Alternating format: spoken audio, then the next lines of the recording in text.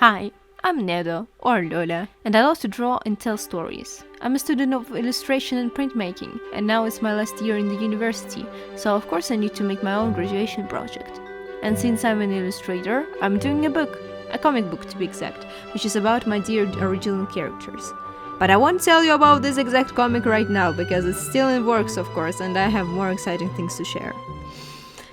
I did a webtoon, but I wasn't spending a lot of time on it and crying in the process, no. It was really fun and exciting, and I speedrun it for 5 days straight. How is it even possible? Well, everything is possible if you're determined enough, or if you have a manic episode like me. Anyways, today I'll share with you how I created the first chapter of Perpetuum mobile, the kingdom, almost on my own. The plot of the comic was created a long time ago. Well, I can't say for sure that the whole story was well thought out back then, but the main premise was known already back in 2020. There are characters from my original story of Perpetuum mobile, who are now rulers of their own kingdoms. And also war.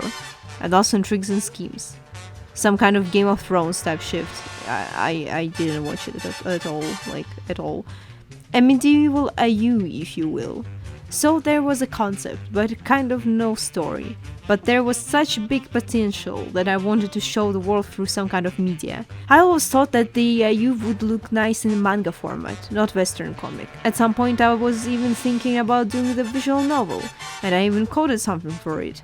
But it was too ambitious of a project for only one person, even though I love the fact of having an online plot. And then, I forgot how exactly, but I remembered about the existence of webtoons. To be honest, I'm not a big fan of this format, but something clicked, and I realized that for the AU story, this format would be perfect. It's kind of cinematic since you're swiping the comic gradually, almost frame by frame, and it also seemed easier than classical comic in that sense. So yeah, I jumped right into it. I won't share much about the story because I don't want to spoil it, and because I still didn't write it through and through, but I had to work really hard on coming up with the first chapter. I'm not a writer in any sense, I didn't even write any fanfiction back in the day, I'm just an artist.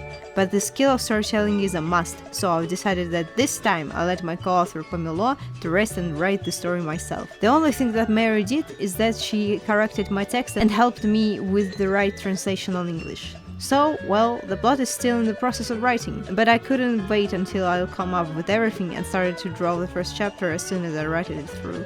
Maybe don't do it, maybe try to create the whole story first before drawing anything because, well, you know, anything could happen, so yeah. I'm a Paint Tool Sci person. I love this program since my childhood and I drew there my whole life, but it has its own downsides comparing to many other programs these days, so I had to switch to the most usual art tool that most comic creators are using, Clip Studio Paint. I also didn't like it as well as the WEBTOON format, but it's somehow grown on me.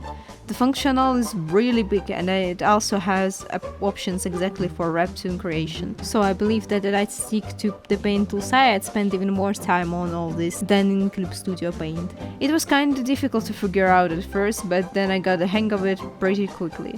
Found many cool brushes and started creating. First, I sketched all the WEBTOON thumbnail straps on paper, then created multiple pages divisible by about 7 or 8 smaller pages and transferred my sketches to digital. The most difficult and uninteresting part for me were some of the backgrounds. I was never a fan of them, but I know that for a good comic I'll have to learn how to draw them nice and fast, so I guess I'll figure it out in the future. It's also hard to make characters consistent by their proportions and etc. Helga here looks like she's somewhere between 7 and 16 years old, but I don't want to be too harsh on myself since it is the very first chapter of the comic, and it's normal to make some mistakes here and there. Also, you can see that I chose monochromatic palette for my webtoon. Since I want to upload the comic pretty consistently, I needed to optimize my drawing process as much as I could.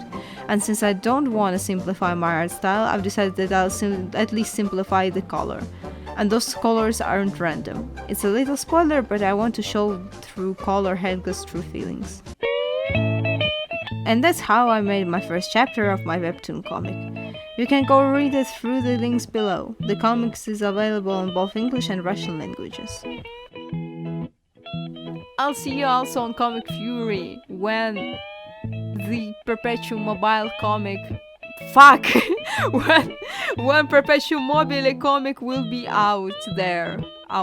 Yes, thank you so freaking much. Bye!